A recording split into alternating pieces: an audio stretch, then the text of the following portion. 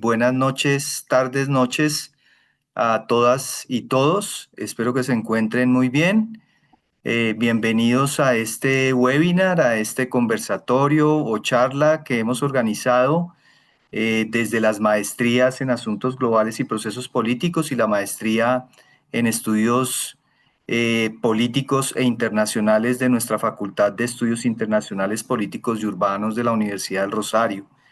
Para los que no me conozcan, mi nombre es Juan Carlos Guerrero, soy profesor de planta de la facultad, soy el actual director de la maestría en Asuntos Globales y Procesos Políticos. Hasta hace poco estuve también dirigiendo la otra maestría y el doctorado. Y pues hoy nos acompaña el profesor Andrés Molano, colega, amigo mío y egresado de la Universidad del Rosario, egresado de Derecho, pero reconvertido al análisis político a través de su trayectoria profesional y de su trayectoria académica.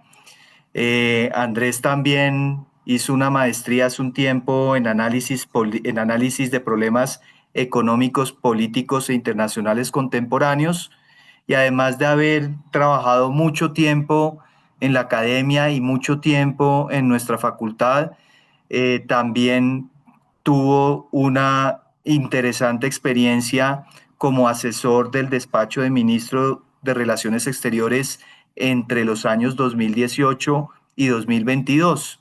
Entonces, pues es un colega que ha podido también estar por fuera de la academia, de aplicar todo el conocimiento académico al asesoramiento de la política exterior colombiana.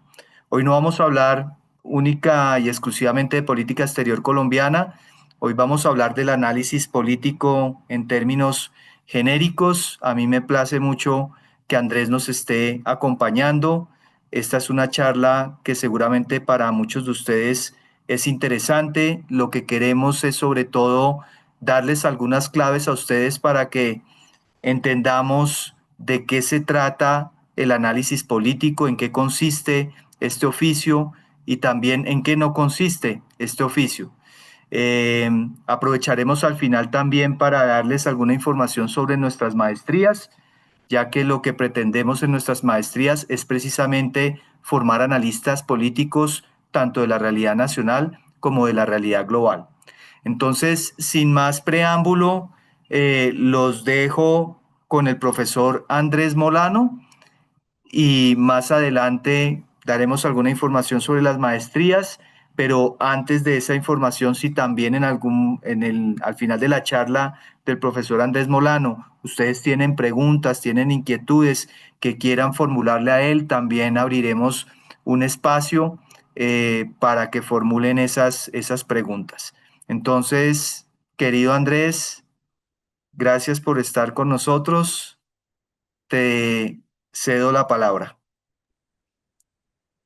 Muchas gracias más bien, Juan Carlos, a la facultad, a las maestrías y a ti, por supuesto, por haberme invitado a compartir este rato para hablar ciertamente del que es uno de los oficios principales al que pueden dedicarse quienes estudian o tienen alguna formación en algún nivel en la ciencia política y relaciones internacionales.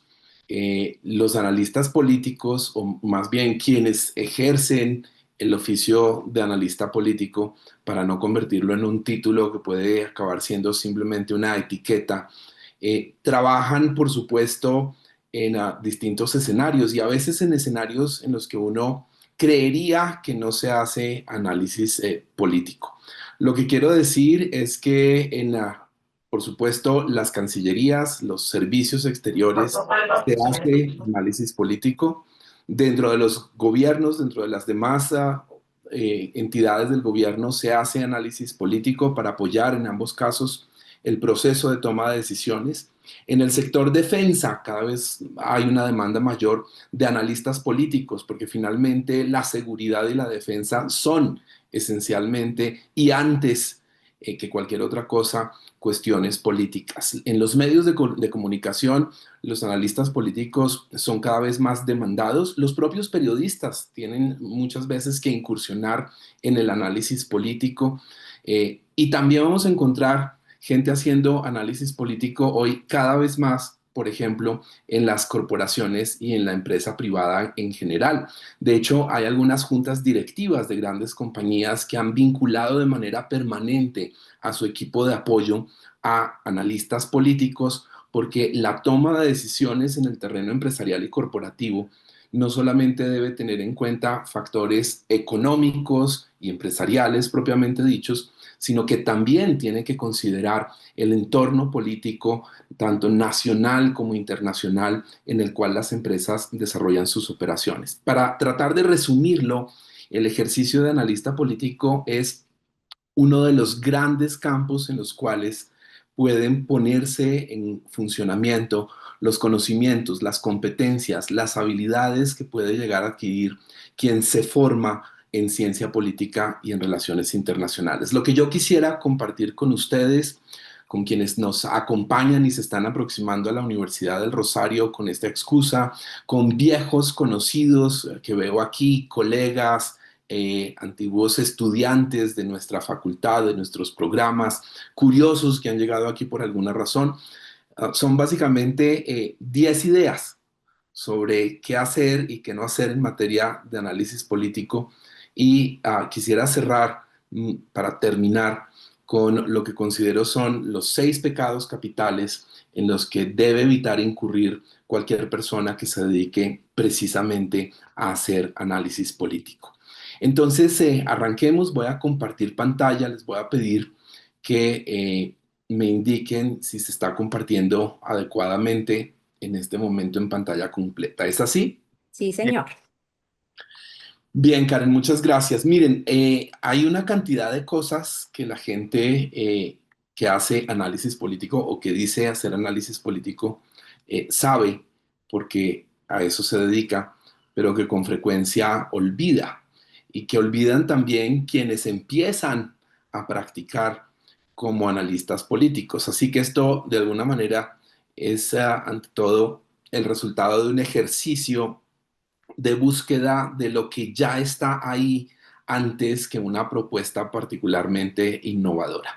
Esto es, para decirlo de alguna manera, un análisis político 101, como se suele afirmar, utilizando un horrible anglicismo, una especie de Nacho aprende análisis político, porque en realidad no es ciencia nuclear lo que vamos a mirar a lo largo de los próximos minutos.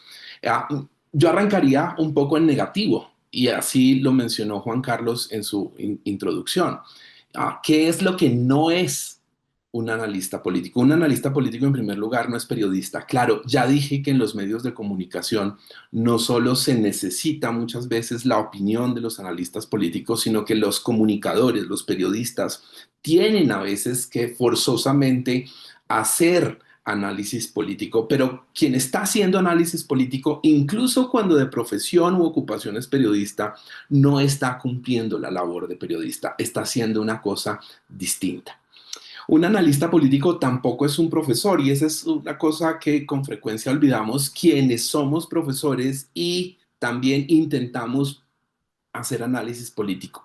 El análisis político no es para dar clase, no es para dar lecciones disciplinares, no es para transmitir un conocimiento. Su propósito es otro, es el de leer la realidad, hacerla comprensible para otras personas y hacerlo de una manera que resulte útil tanto para la formación de la propia opinión como a un nivel más elaborado para la toma de decisiones. Un analista político tampoco es un opinador. El análisis político no se basa en las meras opiniones. Más adelante volveré a eso para decir algo que se ha dicho muchas veces, y es que todo el mundo tiene derecho a su propia opinión, pero no tiene derecho a sus propios hechos. Y el análisis político se basa en hechos, no solamente en juicios a priori, no solamente en posiciones ideológicas, en preferencias personales. Todo eso puede influir, y por supuesto que influye la labor del analista político. Pero el analista político no está ahí para opinar. Hay una gran diferencia entre las columnas de mera opinión, por ejemplo, y las columnas de análisis. Y los periódicos, por ejemplo, tienen criterios distintos para evaluar uno y otro texto. Un analista político tampoco es un comentarista ocasional, de la suerte que podría ser, por ejemplo, quienes narran los partidos de fútbol, que van comentando simplemente lo que va ocurriendo. El analista político no se detiene en el minuto a minuto del juego político que está analizando. Tiene que hacer algo más que comentar, que glosar la actualidad o comentar, volvamos a decirlo así, los hechos que tiene al frente. Un analista político tampoco es un influenciador. Por supuesto que el análisis político que uno ofrece a distintas audiencias tiene la vocación de influir, tiene la vocación de generar opinión, de orientar la toma de decisiones, ya lo hemos dicho. Pero esa labor, esa influencia es mucho más sofisticada, es mucho más estructural que la que puede hacer o generar un influenciador cuyo propósito es, si se quiere, mucho más efímero, mucho más volátil, mucho más combustible en algunos casos y lamentablemente para la propia calidad, no solo del análisis político que se presenta como tal cuando es solamente una acción de influencia, sino para el propio proceso político en las sociedades democráticas. Y finalmente, el analista político no puede ser un propagandista. Por supuesto que hay propagandistas explícitos o explícitos que hacen análisis político y que presentan su análisis político como tal. Pero detrás de ese ejercicio de análisis político suele pesar a veces más la condición de propagandista, de valedor, de validador externo de unos determinados intereses. Y eso puede representar en algún sentido una suerte de corrupción del espíritu y la naturaleza de ese ejercicio intelectual, técnico, profesional que debe ser el análisis político. Permítanme arrancar entonces con el origen que creo yo tiene el análisis político y es la intuición. Todos nosotros en nuestra vida cotidiana hemos tenido intuiciones. La Real Academia de la Lengua, como ustedes ven ahí, define intuición como una percepción íntima e instantánea de una idea o verdad tal como si se la tuviera a la vista. Cuando tenemos la intuición de que alguien está haciendo algo, la tenemos porque tenemos unos indicios, porque conocemos la trayectoria del comportamiento de esa persona, porque conocemos sus valores, sus preferencias. No podemos tener una absoluta certeza de que las cosas son así, pero es el punto de partida para una indagación que nos permitirá más adelante establecer si en efecto ese comportamiento que observamos tiene los objetivos, tiene el sentido, tiene la dirección que simplemente intuimos. El punto de partida del análisis político es, desde mi punto de vista, y la mayor parte de las veces, la intuición. Un conocimiento primigenio, un conocimiento que es el resultado de la experiencia previa, de lo que ya sabemos, que nos permite empezar a acercarnos a un fenómeno político, a un proceso determinado. Y no deberíamos subestimar el poder de la intuición. La intuición nos pone banderas, nos pone signos de exclamación, nos lleva allí donde quizás vale la pena detenerse, nos llama la atención y por lo tanto constituye un buen trampolín para lanzarse a la tarea de hacer análisis político. Sin embargo, miren ustedes que en esa definición de la Real Academia de la Lengua se hace énfasis en que esa percepción es de algo como si se la tuviera a la vista, como si se lo tuviera a la vista, aunque no necesariamente lo tengamos ahí al frente, explícitamente, absolutamente revelado. Lo que esto significa es que, aunque la intuición puede ser un buen punto de partida, tenemos que ser muy cautos, porque la intuición, aunque nos muestra cosas, la mayor parte de las veces, también nos la muestra como a través de un cristal o de un espejo un poco empañado. El espejo empañado refleja una imagen que es real, pero una imagen que no es clara, que no es nítida, que no es absolutamente visible. Eso es lo que ocurre muchas veces con la realidad, con los fenómenos políticos, con lo que está pasando en el país y el mundo. Las cuestiones políticas no son la mayor parte de veces invisibles, pero no porque no las veamos, sino porque vemos a través de ellas, como por un espejo, como un lente que puede alterar la percepción más inmediata de las cosas. En ese sentido, tenemos que empezar a desempañar esa imagen, empezar a limpiarla. La imagen que nos ofrece la intuición es nuestro punto de partida, pero no el material real a partir del cual vamos nosotros a hacer análisis político. Para empezar a desempañar esa imagen que nos proporciona la intuición, podemos emplear algunas reglas, qué sé yo, algunos axiomas, para decirlo geométricamente, que nos dan un buen punto de arranque para ese ejercicio. Uno de esos es la regla de Goldberg. Con frecuencia, cuando enfrentamos a circunstancias complejas en nuestra vida, las llamamos problemas y siempre nos enfocamos en saber cuál es el problema. Pero detrás de cada coyuntura crítica, detrás de cada momento de oportunidad, hay algo más que un problema o una oportunidad. Hay una historia. El analista político no se puede detener en el problema. En realidad, lo que analiza el analista político nunca es un problema, nunca es una coyuntura. Es ante todo una historia. Los acontecimientos que obligan a hacer análisis político son el resultado de múltiples procesos.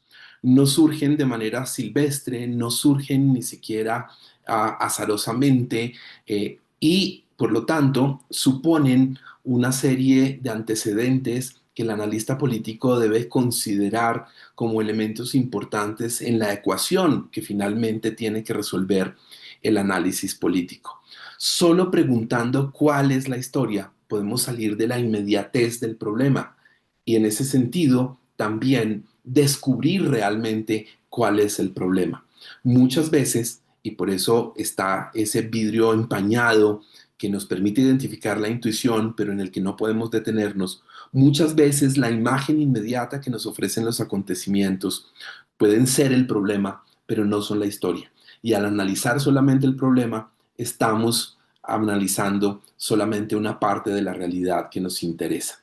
Al lado de la regla de Goldberg, me gustaría compartir con ustedes otra suerte de regla, la regla Rumsfeld. Donald Rumsfeld, a quien ustedes ven ahí, fue secretario de Defensa de los Estados Unidos durante la administración Bush. Y en una comparecencia de prensa en febrero de 2002, salió con esta respuesta cuando le preguntaron algo. No me voy a detener en ella, la quise poner en su versión literal en inglés. Simplemente los invito a leer rápidamente y a quedarse sobre todo con esos textos que están resaltados en amarillo porque vamos a volver enseguida sobre ellos. Tomémonos un minuto para que cada uno lea las declaraciones que entonces dio el secretario Rumsfeld y que originan esto que yo he llamado la regla de Rumsfeld para el análisis político.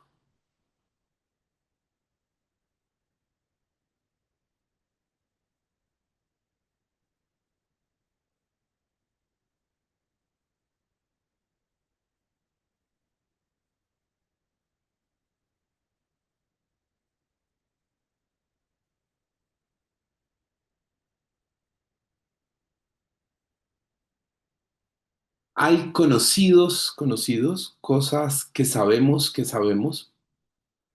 pero también sabemos que hay conocidos desconocidos.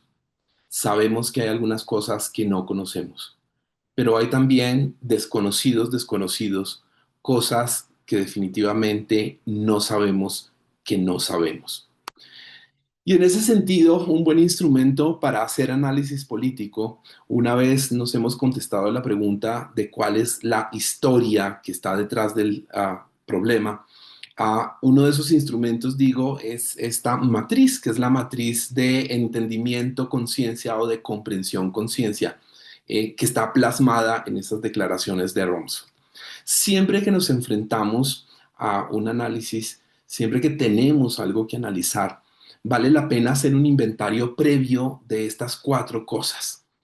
Tenemos que hacer un inventario que nos permita identificar qué es lo conocido, es decir, aquello que conocemos y comprendemos. En eso que vamos a analizar. Tenemos que hacer otro inventario, otra columna en ese balance, la de nuestros conocimientos desconocidos. Cosas de las que no somos conscientes, pero que entendemos o sabemos implícitamente y tenemos que visibilizar. Volveremos a esa palabra más adelante. Pero también tenemos que entrar en el terreno de lo que no entendemos, de lo que no comprendemos de eso que está ocurriendo. Y ahí vamos a encontrar incógnitas conocidas, es decir, cosas de las que somos conscientes pero que no comprendemos, e incógnitas desconocidas, cosas que no conocemos ni comprendemos. Si me lo preguntan, el desafío más importante y más interesante de un buen análisis político está, por supuesto, en ese último cuadrante, en el de las incógnitas desconocidas, las cosas que no conocemos ni comprendemos. Es muy fácil saber de qué pierna cojea el cojo, pero es mucho más difícil saber a dónde lo lleva la pierna que está buena. Y en ese sentido, estamos llenos de información sobre lo comprendido y lo consciente, sobre lo conocido. Eso está en los reportes de prensa, eso está en las habladurías y los comentarios de pasillo. Mm. Esas son las preguntas más obvias. Piensen, por ejemplo, en el gobierno del presidente Donald Trump en Estados Unidos. Todos conocemos su estilo personal, todos conocemos sus tendencias de conducta, todos hemos visto que toma decisiones y luego recula, todos hemos visto su afección, su cariño por la hipérbole, por el lenguaje desmedido que luego se traslada mucho más edulcorado a las acciones. Todos hemos visto que toma decisiones que luego son cuestionadas judicialmente. Lo acabamos de ver con el tema de la financiación de las universidades. Hay dos sentencias ya que han congelado ese congelamiento de los fondos a las universidades. Lo hemos visto en el caso de los aranceles. Eso es lo que sabemos. Y resulta fácil atribuirlo a la ignorancia, a la impulsividad, a la hiperactividad. El análisis político realmente interesante estaría en encontrar esas incógnitas desconocidas, en encontrar no de qué pata cojea el gobierno de Donald Trump o el presidente Donald Trump con su estilo de liderazgo y las decisiones que toma, sino en descubrir lo que hasta ahora no se ha visto, lo que no sabemos, lo que incluso ignoramos que no sabemos, que podría ayudar a explicar, a darle una cierta racionalidad incluso en medio del caos con el que se nos presenta la con frecuencia errática conducta del presidente Donald Trump, tanto en el plano de la política interna como en el plano de la política exterior de los Estados Unidos. Sumemos a la idea de la intuición, sumemos a la idea de la regla de Goldberg, cuál es la historia, no cuál es el problema, y sumemos a la regla de Rumsfeld, la de los desconocidos, desconocidos, algo que quisiera tomar de un autor que no tiene nada que ver con la ciencia política, no tiene nada que ver con las relaciones internacionales, y a partir de una serie de conferencias que ese autor preparó que tampoco tienen nada que ver ni con la ciencia política ni con las relaciones internacionales. El autor al que me estoy refiriendo y que quizás alguno de ustedes conoce es Italo Calvino.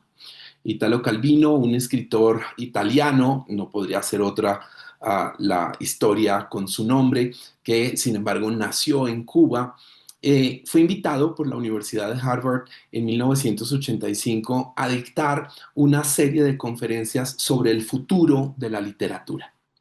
Italo Calvino alcanzó a preparar 5 de esas 6 conferencias y murió antes de haber concluido la sexta propuesta para la literatura en el próximo milenio. Sin embargo, hay acceso a los borradores, al material preparatorio de esa conferencia, y aunque Italo Calvino estaba pensando en el futuro de la literatura, estoy convencido, he llegado a la conclusión, además, como resultado del ejercicio práctico, de que esas 6 propuestas que Italo Calvino pensó para la literatura en el próximo milenio, que es el que estamos viviendo, podrían ser útiles también para quien quiera dedicarse a hacer análisis político y generar productos de análisis político, desde columnas de opinión hasta documentos de política, hojas informativas, cualquier tipo de insumo en el que el análisis político queda plasmado, ya sea para apoyar el proceso de toma de decisión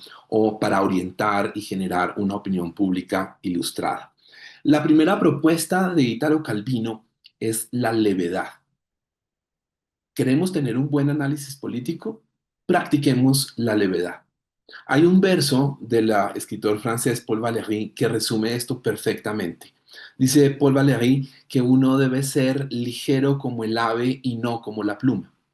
Piensen en esa gaviota que está planeando ahí, es tremendamente ligera. Y piensen ahora en una pluma que cae y es llevada por el viento de un lado a otro. Es sumamente leve, tarda mucho tiempo en caer, de hecho, pero cae y se mueve sin dirección alguna. Mientras que la gaviota, el ave, es capaz de planear, es capaz de orientar la dirección de su vuelo, es capaz de aprovechar las fuerzas del viento para llegar a donde quiere llegar. En ese sentido, el análisis político debe ser fluido y también su exposición. No debe ser una creación atropellada, no debe ser un texto atropellado, como lleno de policías acostados, como los llamamos en el lenguaje coloquial, a esos bultos que atraviesan las calles para hacernos reducir la velocidad. El análisis para ser leve debe ofrecer un recorrido. Eso no significa que le sea lineal, ni que sea simplemente una sucesión lógica de afirmaciones, pero debe conducir a algún lado y debe conducir con sentido. No debe perderse en desvíos, no debe perderse en elucubraciones que no vienen a cuento, no debe perderse en información irrelevante. El análisis, por otro lado, para ser leve, y aquí está una de las grandes diferencias a las que me refería al comenzar, cuando decía el analista político no es un profesor, no puede ser una exhibición de erudición. El propósito del análisis político es la comunicación y por supuesto que los profesores, cuando ejercemos como tales, comunicamos, transmitimos, pero lo hacemos de una forma muy distinta a la que tiene que hacerlo el analista político si quiere cumplir su propósito.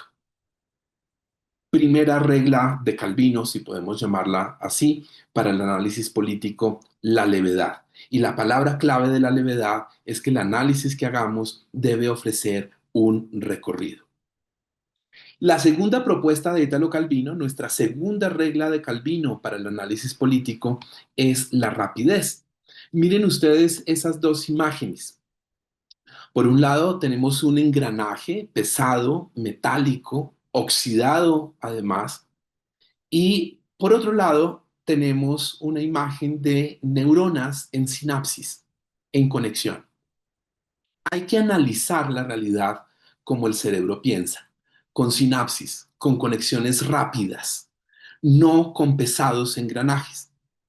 Eso no significa que herramientas como los conocimientos disciplinares, los marcos teóricos, el corpus de conocimiento o el lenguaje propio de cualquier disciplina, desde la economía, para quienes hacen análisis económico, o la ciencia política y las relaciones internacionales, para quienes intentamos hacer análisis político, carezcan de utilidad. Volveremos a eso más adelante.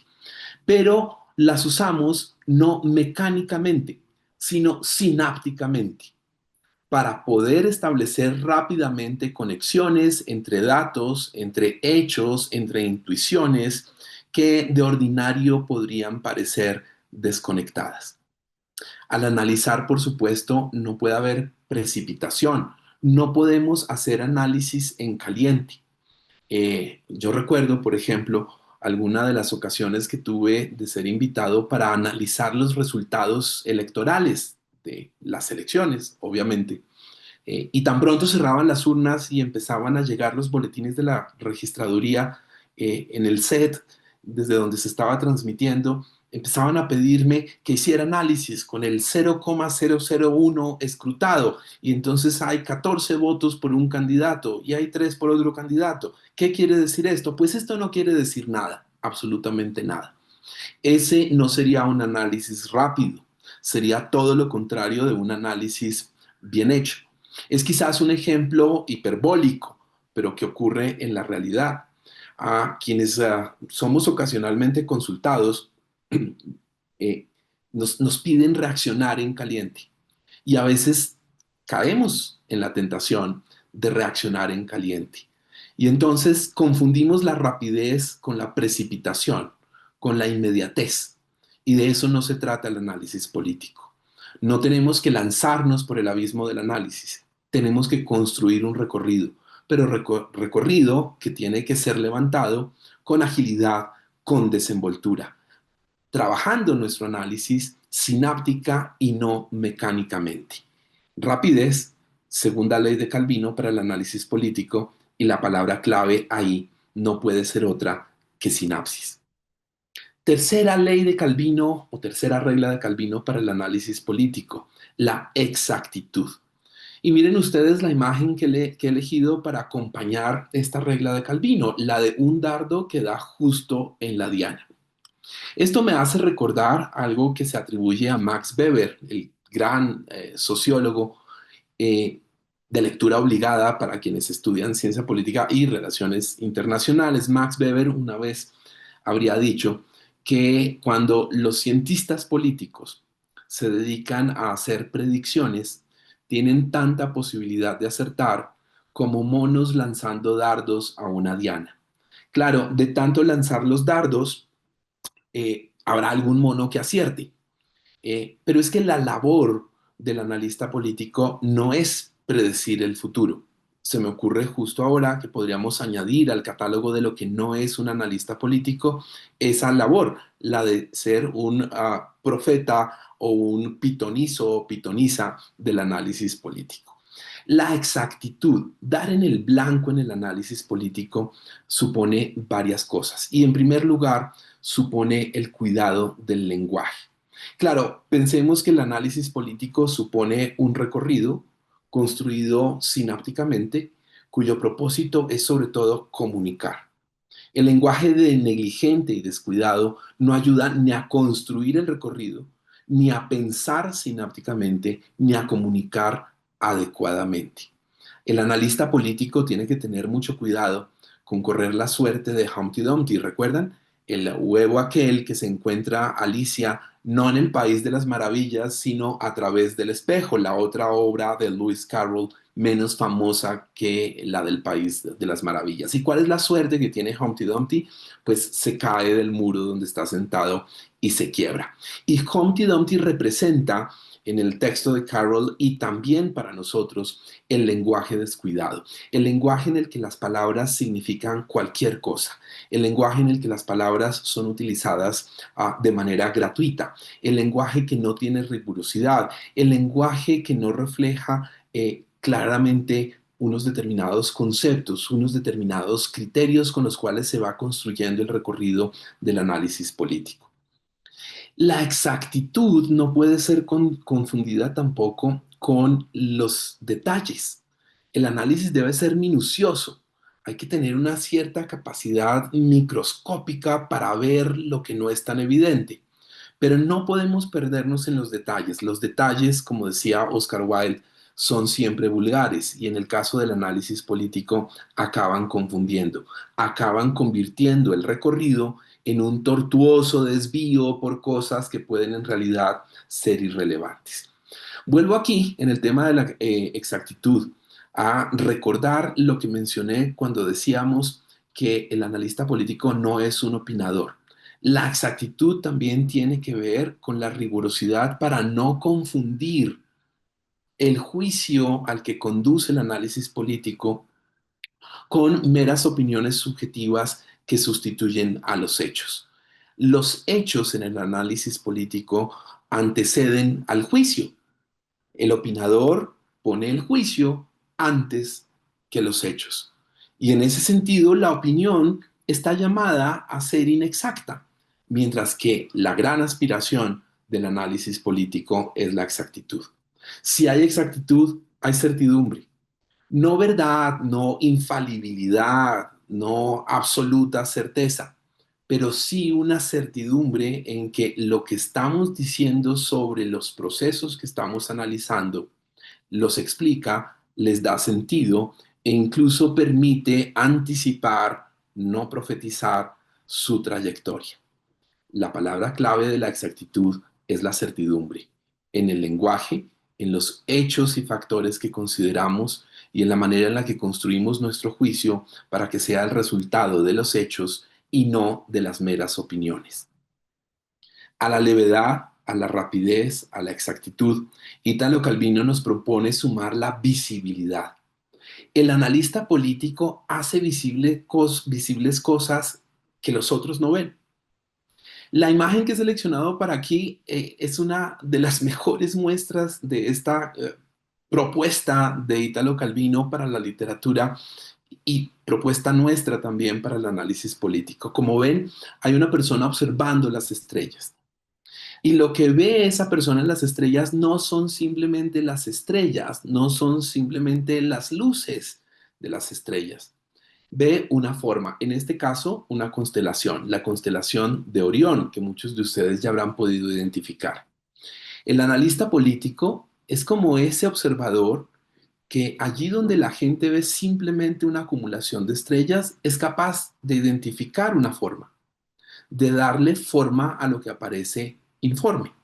El análisis, en ese sentido, crea imágenes de la realidad, la hace visible.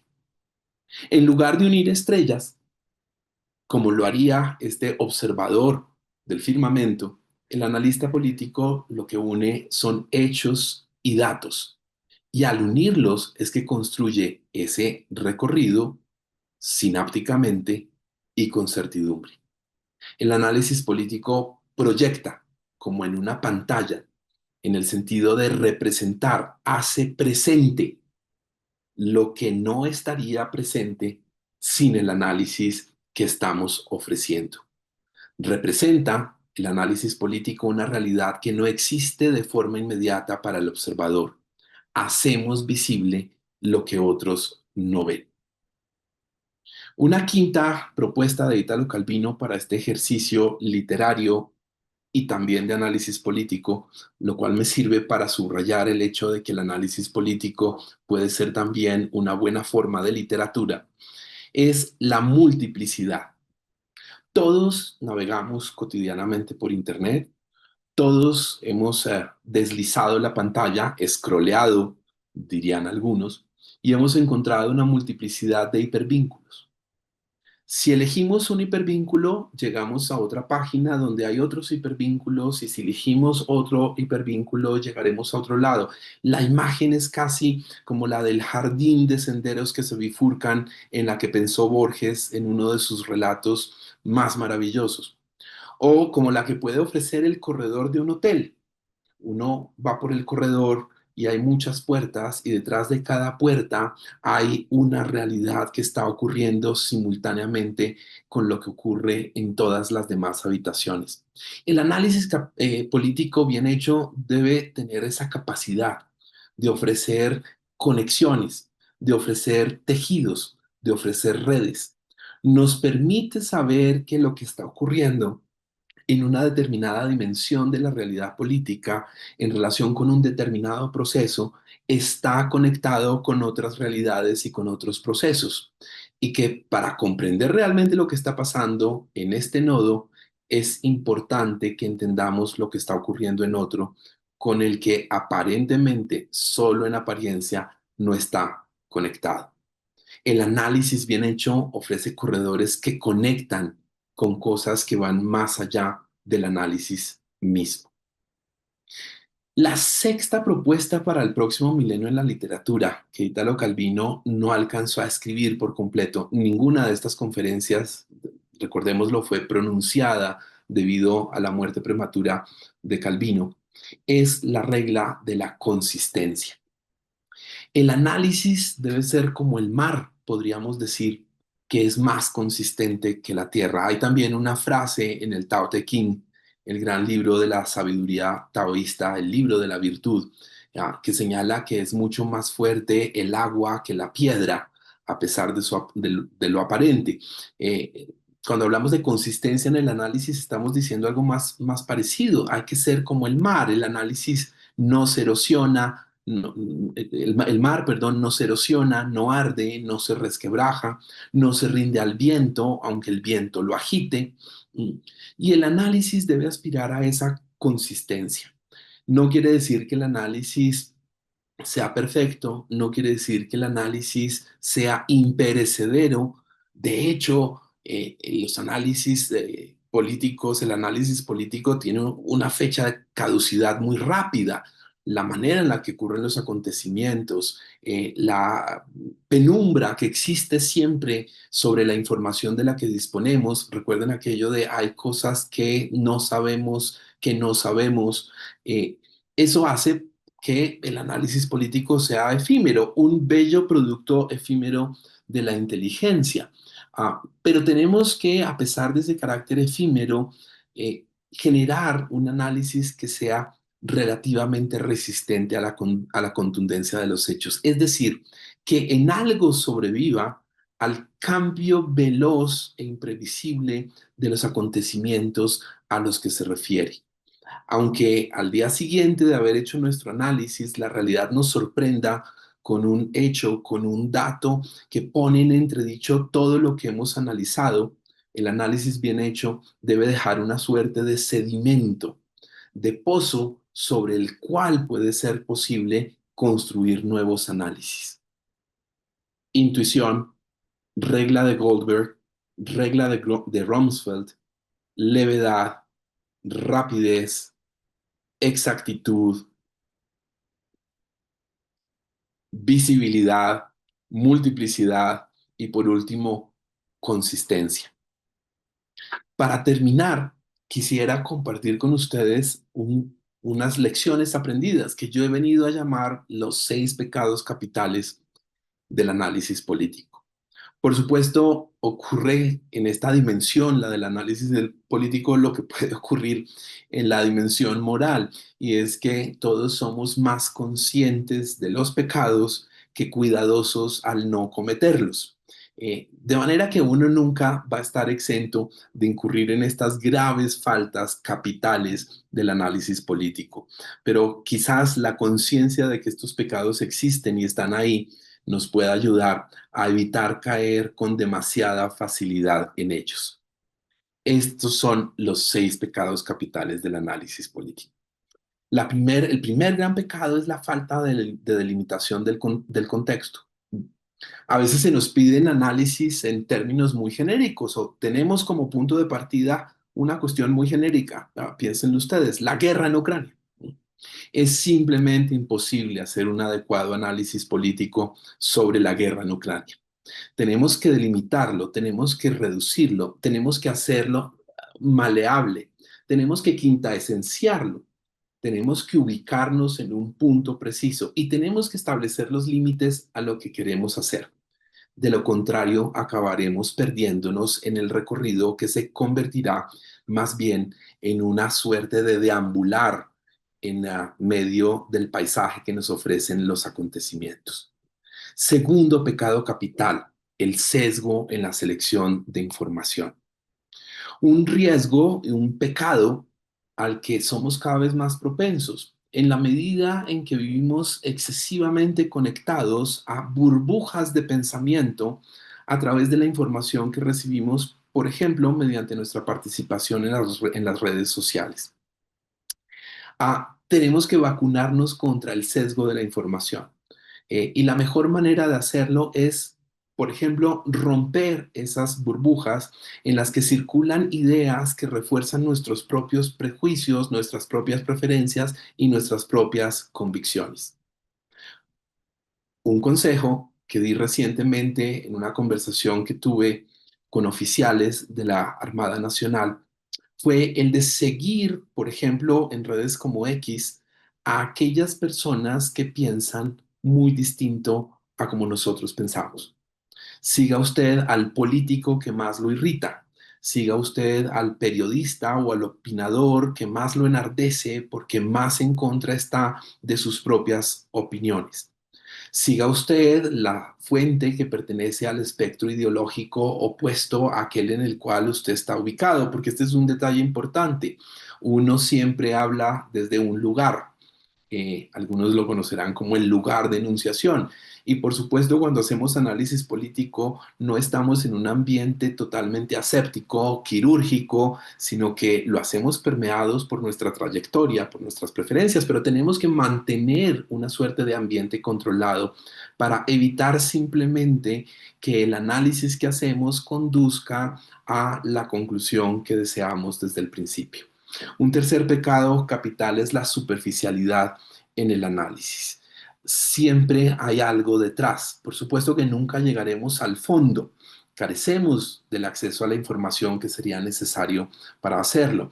E incluso si tuviéramos toda la información, tendríamos que enfrentarnos a la penumbra que representan otros actores cuyos intereses, cuya agenda, los catalizadores de cuya conducta están fuera de nuestro alcance. Pero no hay análisis político en decir lo que todo el mundo sabe. No hay análisis político en quedarse con las primeras impresiones o en identificar las causas más evidentes. Tenemos que ir un paso más allá en ese ejercicio que nos permitiría visibilizar lo que no es tan evidente. Cuarto pecado capital, desconocer los actores clave.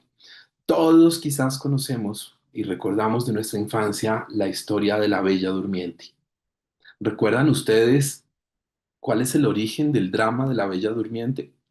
El hecho de que los padres de la Bella Durmiente olvidan invitar a alguien al bautizo, a la presentación en sociedad de su hija recién nacida.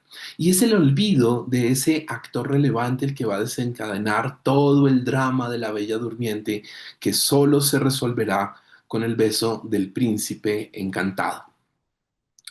Siempre tenemos que procurar considerar todos los actores relevantes.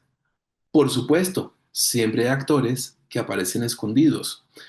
Podemos llamarlos como los estudios de riesgo llaman precisamente algunos de los riesgos.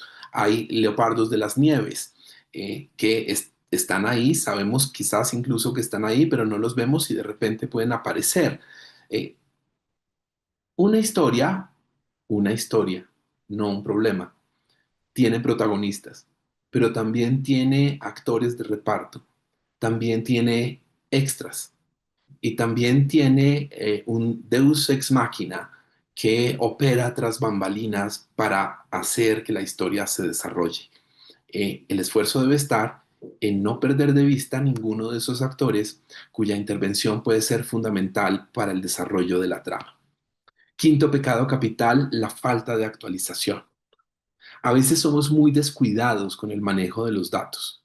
Buscamos un dato, por ejemplo, sobre migración y encontramos un reporte de 2024 que puede sonarnos actualizado, pero quizás ya hay un reporte de 2025. Alguien dirá, pero es un año de diferencia. ¿Qué ha podido cambiar? Pues ha podido cambiar mucho. Los acontecimientos van a una velocidad enorme. Las realidades son catalizadas por distintos factores en cualquier momento. Así que debemos hacer un esfuerzo para que el material con el que hacemos nuestro análisis, que son los hechos, los datos, tengan la actualidad necesaria no solo para darle consistencia, exactitud y visibilidad, por ejemplo, a nuestro análisis, sino también para que el análisis sea pertinente. Y por último está un exceso de subjetividad que está muy conectado a los sesgos en la selección de la información. Tenemos que despojarnos un poco de aquello que deseamos que sea la realidad, aquello que esperamos de la conducta de los actores.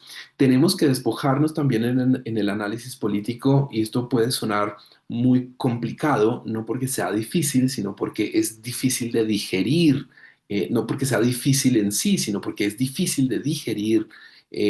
Tenemos que despojarnos también de nuestras ideas prescriptivas de la realidad, de lo que consideramos como bueno y malo en términos éticos incluso o deseables, porque el mundo no se orienta hacia las prescripciones éticas, sino que la mayor parte de las veces, sobre todo en el ámbito de la política, se extravía en el terreno puro y duro de los intereses. Y aunque por supuesto el analista político tiene una enorme responsabilidad ética, esa responsabilidad ética ilumina, pero no sustituye el material con el que trabaja. Solo la ética puede iluminar el material político, pero el análisis político no se hace sobre las consideraciones éticas acerca de la política. Como conclusión, y después de este rapidísimo vistazo a lo que ameritaría y en efecto ameritará en algún momento muy próximo todo un curso en nuestros programas de posgrado, el análisis supone conocimiento en primer lugar de la materia o cuestión que se analiza. Recuerdo una vez que de algún medio de comunicación me llamaron a consultarme sobre los resultados de unas elecciones que había habido en Italia.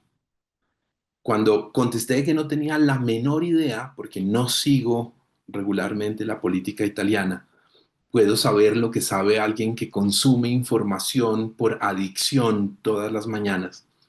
Me hicieron una pregunta que me dejó algo pasmado. ¿Y acaso usted no es internacionalista?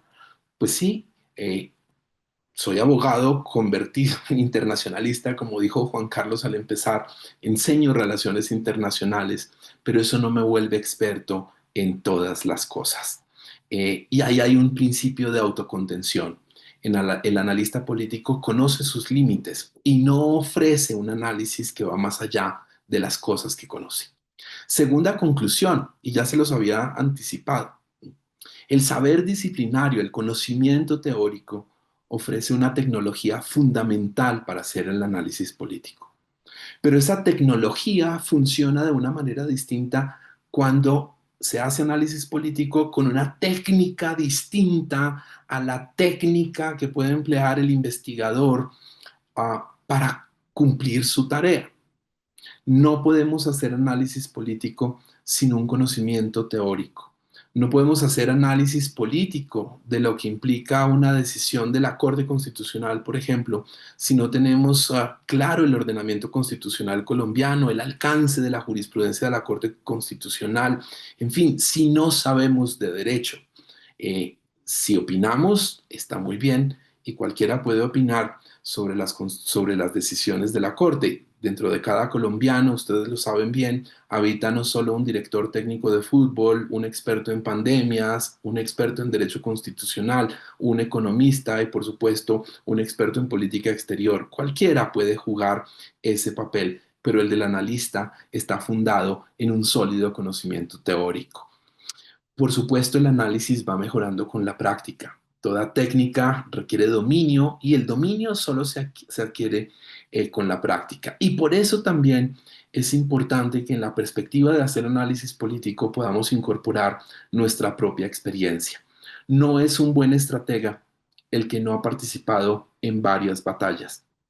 Y por eso lo mejor que podemos hacer también para prepararnos para el análisis político es incursionar en la práctica, en el ejercicio profesional, en esos terrenos en los que estamos interesados precisamente a desempeñar ese oficio o precisamente también hacer esa incursión como un paso previo a luego dedicarnos al trabajo de hacer análisis político.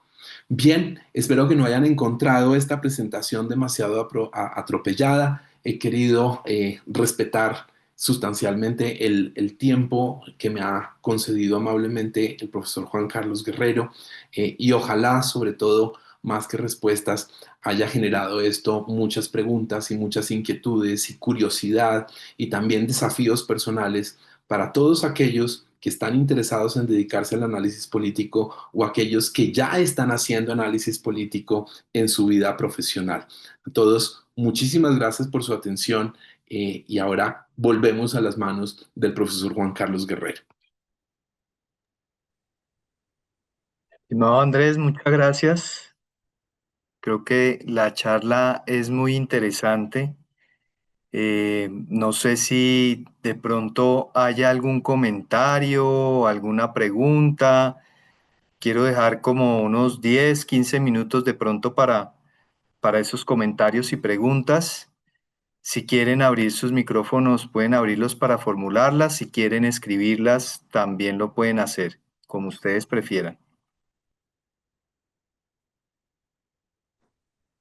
Hola, profe, Hola, ¿qué tal, Andy? ¿qué tal? ¿Cómo están? Andrew, Sí, el propio está. ok, te identifiqué. ¿Cómo Hola. están? Bueno, nada, muchísimas gracias por esta oportunidad. Yo soy argentino, pero vivo acá en Riohacha. Este, bueno, me dedico bastante a todo lo que es la consultoría política. Me pareció muy interesante lo que aportaron ahí. Me sonaba lo de Rumsfeld, que yo lo puse ahí, me sonaba como una ventana de Johari, ¿no? Un poco parecido a eso. Y bueno, la pregunta que tengo realmente es más bien tirando me gustaría hacer la maestría, pero no tengo claro si lo hacen online o no.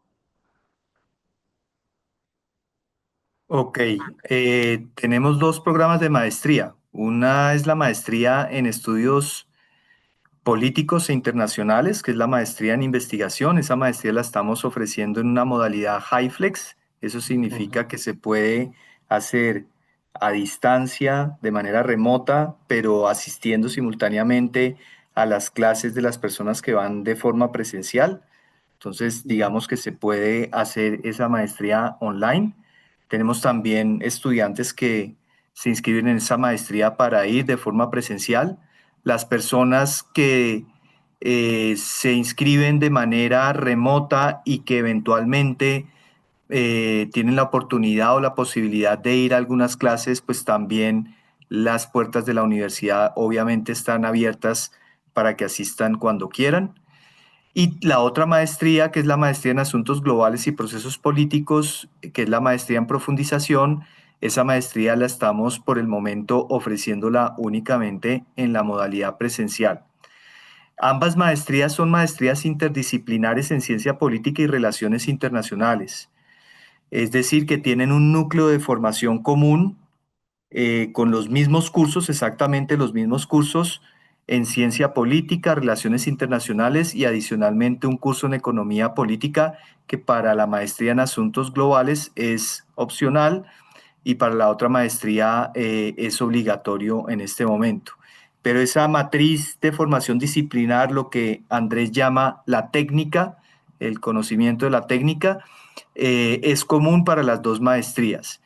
Hay una diferencia en la formación disciplinar de ambas maestrías en cuanto a que una maestría está más orientada para la investigación y tiene unos cursos, digamos, como muy propios para la formación de investigadores, y la otra maestría está más orientada hacia una práctica profesionalizante en donde entrenamos a los estudiantes en la realización de unos productos que son productos que normalmente se tienen que elaborar cuando uno está haciendo el oficio de analista tanto en el sector público, en el sector privado o en el tercer sector. Productos como un documento de política pública, una hoja factual, una nota conceptual, son productos, no sé si todos los conozcan o no, pero son productos que nosotros les enseñamos a los estudiantes a manejar los diferentes tipos de productos y la manera como esos productos se elaboran.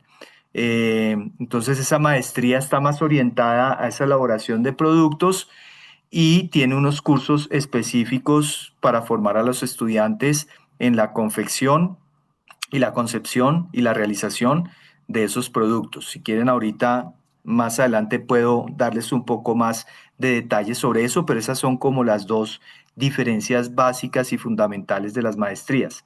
Hay también cursos, hay créditos selectivos en ambas maestrías, ¿no? En ambas tenemos unos créditos selectivos y la maestría de investigación tiene más créditos selectivos que la otra maestría y eso genera también unos vasos comunicantes entre ellas porque personas que hacen la maestría de investigación pueden tomar, si lo desean, cursos de la maestría de profundización y viceversa. Ahí hay como como puentes también que se puede entender entre las dos maestrías. Entonces, no sé si ahí respondo un poco a tu Excelente, pregunta, ¿sí? excelente. Gracias, gracias. Vale. Muy amable. Sí, yo voy a dar respuestas como rápidas a las preguntas que tengan para no extendernos demasiados, pero si alguna persona desea que yo profundice un poco más sobre este plan de estudios, con mucho gusto, ahorita les apunto en el chat mi correo electrónico y pueden contactarme y podemos hacer una charla más personalizada para quien tenga más dudas. No sé si alguien más tenga preguntas sobre los programas o si alguien más tenga preguntas sobre la charla también del profesor Andrés Molano, de mi colega y amigo. Dejo todavía abierto el micrófono. Creo que ahí hay unos mensajes en el chat, no sé. Sí, Andrés, hay algunos mensajes. Joana García dice, mil gracias, excelente presentación. Jaiber González dice, excelente ponencia sobre el análisis político. Gracias, felicitaciones a los organizadores. Si quieren dejar más comentarios, bienvenidos, o abrir su micrófono, también. Gracias.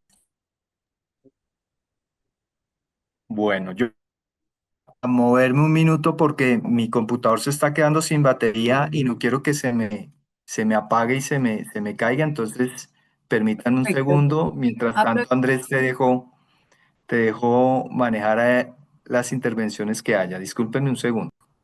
Sí. Bueno, aprovechamos el espacio para darle también lugar a Karen Rubiano, quien ha dejado sus datos y ha estado participando en el chat. Gracias, Karina. No sé si antes de contarles esas buenas noticias, no sé si, profe Andrés, aprovechamos para contarles un poco también acerca de la maestría en comunicación política digital. Gracias, Karina. Sí, voy a referirme antes a una pregunta que plantea Ingrid Herrera en el chat sobre los requisitos o el trabajo de grado de las dos maestrías. La maestría en estudios políticos internacionales tiene carácter investigativo y ahí hay que hacer un trabajo de grado final que es precisamente una tesis con la naturaleza o que tiene la naturaleza propia de los trabajos de investigación de nivel de maestría. En la maestría en asuntos globales y procesos políticos hay varias opciones de trabajo de grado que tal vez ya lo anticipaba el profesor Juan Carlos Guerrero, estimada Ingrid, tienen que ver con la generación de productos que son de uso más profesional. Es por eso mismo una maestría profesionalizante. Se trata de documentos de política, de hojas de datos, es decir, de un conjunto de documentos, resultados de investigación, pero una investigación mucho más aplicada, mucho más orientada a la solución de problemas específicos de coyuntura, que tiene una rigurosidad distinta, pero equivalente a la que corresponde a una maestría, a una tesis de maestría propiamente investigativa. Juan Carlos, ya estás de vuelta. Espero haber contestado la pregunta de Ingrid adecuadamente. Volvemos a ti. Sí, perfectamente. De pronto una pequeña aclaración. La maestría en asuntos globales y procesos políticos, que es de profundización y que no requiere la elaboración de una tesis de investigación, es una maestría en donde también hay un componente de investigación. Nosotros incorporamos ahí técnicas de investigación en la maestría que se combinan con metodologías de diseño para la elaboración de los productos. Esas metodologías de diseño son metodologías que se utilizan hoy en día, sobre todo en el sector público, pero no solamente en el sector público, para tratar de generar innovación en términos de la formulación de política pública.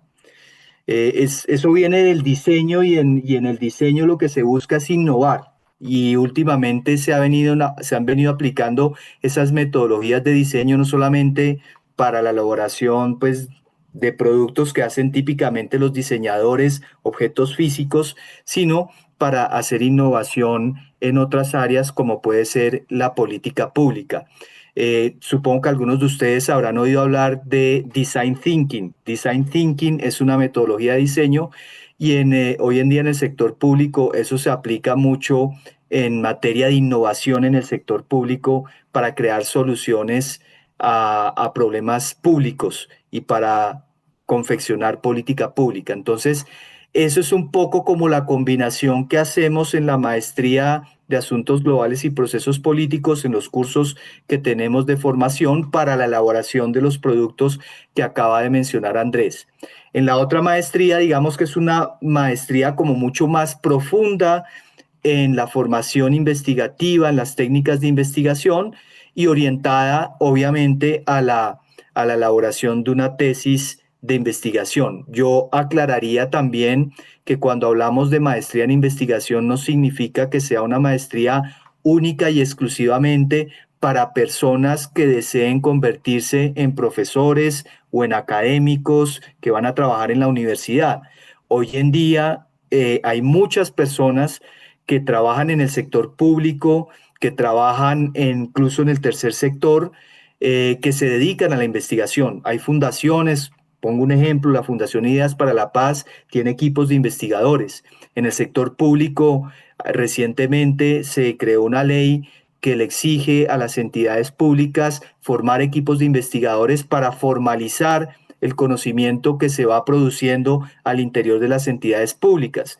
Piensen en entidades como el Centro de Memoria Histórica, ¿sí?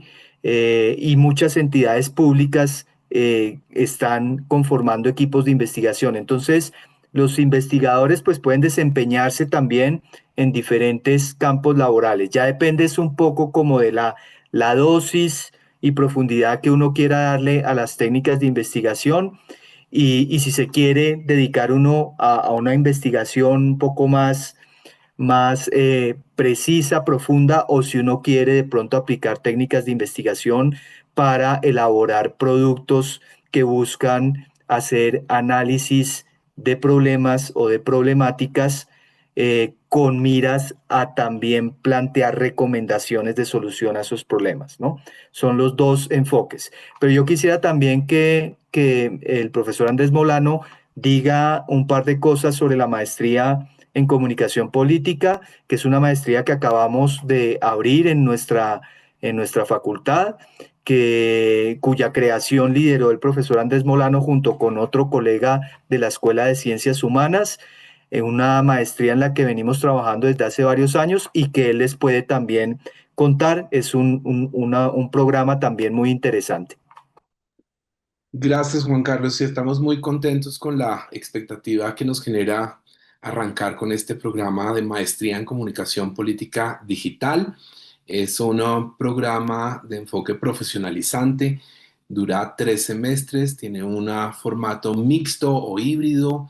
Hay unas asignaturas del plan de estudio que son asignaturas virtuales, virtualizadas, basadas en el autoaprendizaje que va a poder desarrollar cada estudiante a su ritmo dentro del cronograma establecido por la universidad, tiempo durante el cual habrá el acompañamiento de un profesor tutor para apoyar a los estudiantes en ese proceso de autoaprendizaje y además tiene un componente presencial que se justifica porque los estudiantes de esta maestría en comunicación política digital tendrán acceso a todos los laboratorios y equipos tanto de la Escuela de Ciencias Humanas para efectos de los temas de comunicación y periodismo, como de la Facultad de Estudios Internacionales, Políticos y Urbanos, eh, en la que trabajaremos especialmente los temas precisamente como el que abordamos hoy del análisis político y el análisis de coyuntura.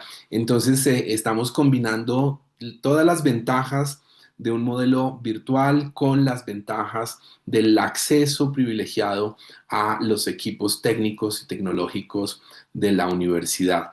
Es una maestría que entiende la comunicación política de una manera mucho más amplia. No estamos pensando solo en mercadeo electoral, en campañas electorales, en partidos políticos. Partimos del convencimiento y la constatación de que hoy en día las empresas, las organizaciones cívicas, los centros de pensamiento, las iniciativas ciudadanas, los periodistas, hacen comunicación política, es decir, hacen comunicación sobre los asuntos públicos y destinada a influir en el proceso político. Y combinamos a esos dos elementos sustantivos, comunicación y política, un elemento adjetivo que es lo digital, porque hoy en buena medida el escenario de esa comunicación política por tantos actores es el mundo digital y lo que aspiramos es a proporcionar a quienes estudian estas maestrías conocimiento, competencia y habilidad para hacer, analizar, gestionar, impulsar procesos de comunicación política, especialmente a través de canales digitales. Invitamos también a todos los que estén interesados en ese escenario híbrido de la comunicación y la política a echarle un vistazo a la página web de la maestría en la Universidad del Rosario.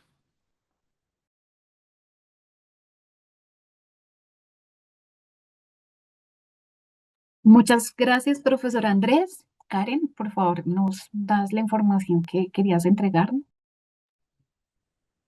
Gracias, Karina. Bueno, a lo largo de la charla, que por cierto ha sido muy interesante el espacio, hemos compartido con ustedes el link de inscripción para las personas que están interesadas en iniciar su proceso en nuestras maestrías o que requieren información adicional. También les comparto mi contacto.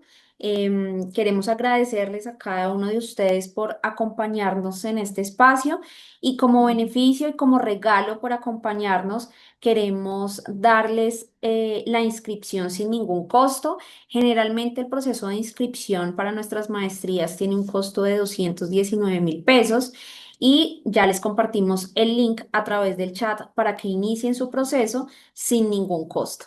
Así que la invitación es a que se animen a iniciar el proceso y por supuesto estaré acompañándolos en todo su proceso y resolviendo todas las dudas acerca de nuestros programas, acerca de nuestras maestrías. Invitadísimos a que se inscriban, a que inicien su proceso para el 2025-2.